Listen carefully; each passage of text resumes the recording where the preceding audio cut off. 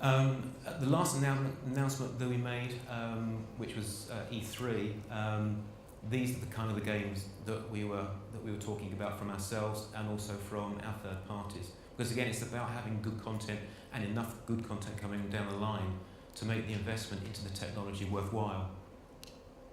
So, Ghost Recon, our favourite, Killzone 3, a bit of MotorStorm, a bit of GT5, Tron, which actually looks awesome, Crisis 2, a bit of Pain, and Sly Raccoon. Now, I asked Mick Hockin, who runs our Liverpool studio, to give us an idea about what 3D actually does for us in terms of what it does in terms of the genres. He's been working on 3D up in Liverpool now for 2 years, and his team. And this is something that he put together for me, and these are his words as well. So this is all his. I'm going to have to read it, so I'll put these on. These are not 3D, by the way. So 3D games. So how do the different game genres benefit from 3D? We've done a lot of R&D with different game types, and several of our worldwide studio teams have already converted their games to 3D. In general, 3D increases the immersion and realism of any game, as we are now seeing the scene in the same way as we would normally see the world around us. 3D also improves the clarity of visual information. Simply adding depth to a scene makes it easier to interpret what's going on. This is why we have involved stereo vision. With 3D games, the player can absorb more visual cues than they can in 2D. And of course, the improved depth perception, we can now judge relative speed, scale and distance much better than we could before. So let's see how this applies to specific game genres. In simulation racing games, the improved depth perception allows you to judge relative speed and distance much more accurately. It gives you more precision in judging the racing lines and the braking points, crucial for improving your lap times. You can judge where to position your car on track more intuitively than before, making you more effective at overtaking. We've also noticed that it also opens up driving games to people who normally find driving using a TV screen difficult compared with real driving. The experience is closer to what they're used to in the real world. That image is taken from GT5. With an arcade racing game like MotorStorm, we were trying to deliver a sense of spectacle and excitement to the player, as well as speed and imminent danger. The addition of 3D allows us to make the game feel much more intense than it did before. We can throw particles at the player as they race along. Their sense of speed and relative distance is enhanced by the use of 3D. We can make falling buildings seem like they really are about to land on top of the player, or when the earthquake strikes and the earth opens up underneath the player, they get a great sense of vertigo that just isn't possible in 2D. 3D also brings an enhanced sense of scale to games. In MotorStorm Pacific Rift, we added the huge monster trucks of the game to terrorise the other players. To see a huge monster truck looming down on you when you're riding an ATV is a daunting experience. The addition of 3D enhances the player's sense of relative scale, making the monster truck even more impressive than it was before. Just imagine the impact of a 150-foot high boss character in a game like God of War. In 3D, this would be a very frightening experience. 3D helps in delivering more of a sense of awe and spectacle. The addition of 3D to any scene means that there's instantly more information for the player to see. Adding depth instantly makes a scene more understandable and more intuitive to the player, as they're interpreting the visual information in the same way as they would normally perceive the world around them. Having more visual cues can help the player react more quickly to the action within a game. So in a game like Wipeout, where the racing action gets quicker and quicker with every lap, the addition of 3D can help the player to pick up more cues about where the track is going next, making them react faster, and crucially, this helps them avoid them hitting the walls and eventually helps them win the race. We can also see this effect in an arcade game like Super Stardust HD. Here, the player is flying a ship around a static globe. The game launches asteroids and other challenges at the player, and the player must avoid the asteroids while shooting them into ever and ever smaller pieces. Before long, there are a huge number of asteroids all rotating and moving around the globe at different rates. It becomes a very intense gameplay experience. The addition of 3D helps the player make sense of this. They can quickly process what asteroids are about to hit their ship. They can tell the relative speed and the movement of the asteroids better than they could before. There are more visual cues available in 3D, and they all help to make the player more effective and the gameplay experience more intuitive. Sports games are about proximity judgment. How fast the ball is being thrown, when should I swing the bat, how far have I hit the ball, will the fielder catch the ball? Judging the precise position of the ball is difficult on a 2D screen because conventional perspective cues are not much help, and it actually becomes largely a matter of timing. 3D makes the position of the ball obvious to the player, even when other cues are removed, like when the ball is flying through space with only the sky in the background. This is an image taken from the latest Major League Baseball game from the San Diego studios. For action games and first-person shooters, we try and deliver a sense of immersion to the player to make them feel like they're right in the heart of the 3D action, absorbed by the intensity and thrill of the battle. The addition of 3D really adds to the intensity of the gaming experience. The player now feels like they're right in the heart of the battle with debris, shrapnel and enemy ordnance flying past their heads. The player can now judge just how far to throw a grenade. Enemy troops are easier to spot than before. With a game like Killzone 3, the player can also experience an intense sense of vertigo as they fly around the level using their jetpack. Looking down on the ground below delivers a huge sense of height. Pulling a comrade out of a ditch becomes a stunning experience. 3D really helps with the game designers delivering even more intense and immersive experience. The Killzone team are using 3D in an incredible way within their game, not only delivering a technically impressive solution, but also using 3D within the game itself.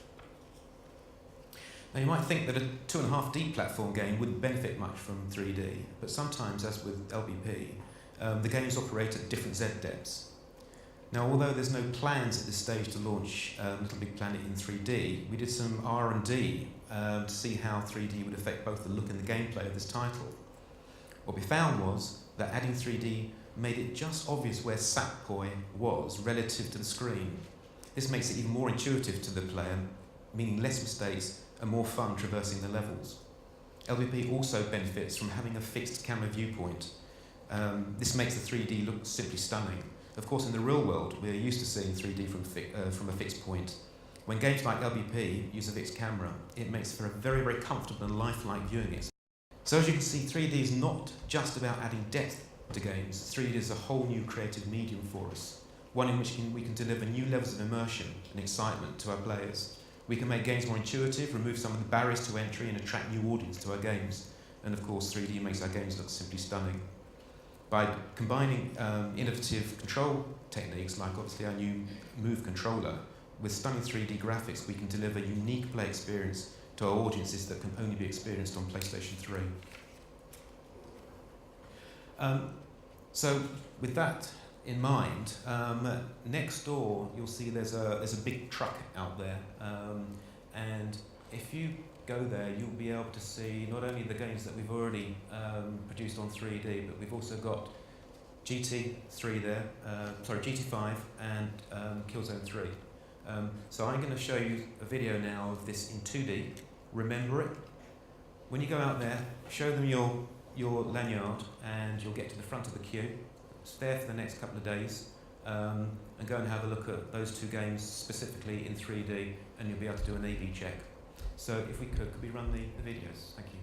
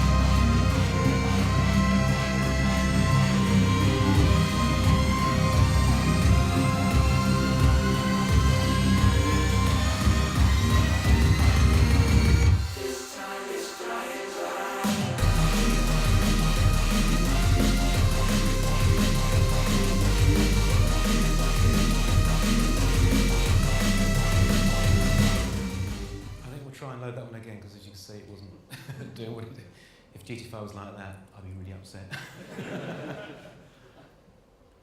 These are reasonably big files, and by the time you've added everybody else's bits and pieces on there, it kind of all goes creak. But of course, doing this kind of stuff in technology, that's what we do for a living, eh?